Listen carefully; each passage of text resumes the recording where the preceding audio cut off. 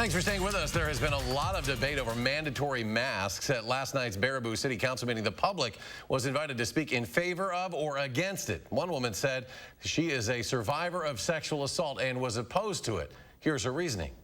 Panic attack. I had a hard time. I was abused, and so it really bothers me to have anything covering my face, like nose and mouth. I woke up to somebody's hand over my face. Now, this is something that the Dane County Rape Crisis Center says is a valid concern among survivors. Jamie Perez joins us now with more on what the Rape Crisis Center is saying about the issue. Jamie? Right, well, they said masks can be triggering for those who have experienced sexual assault in the past. And they said just because you know someone who has experienced sexual assault who is okay with wearing a mask doesn't mean that the next person is going to feel the same. It's become part of our everyday routines. When you leave the house, you put your mask on. But for some people, it's not that simple. Something that survivors are talking about. Dana Pelabon is the Senior Director of Client Services at the Dane County Rape Crisis Center. She said for survivors of sexual assault, wearing a mask can be triggering. Well, normally, that's not something that people would think could be a trigger. It can be a trigger for people because it mimics that experience. That experience could have involved strangulation, covering their mouths, or forcing their heads into a pillow where they couldn't breathe.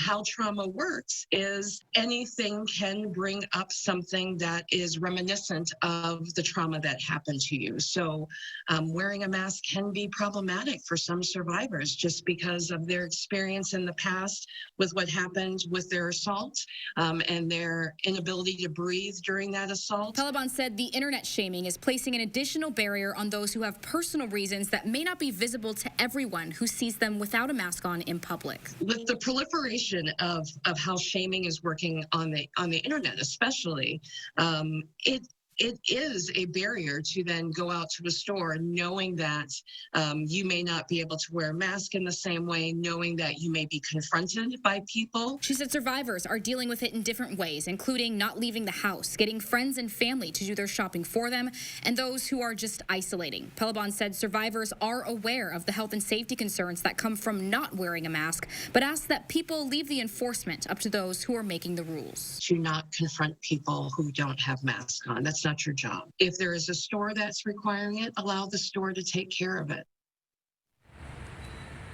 For those who are struggling with this issue, the Rape Crisis Center does have a 24/7 hotline. That number is there at the bottom of your screen.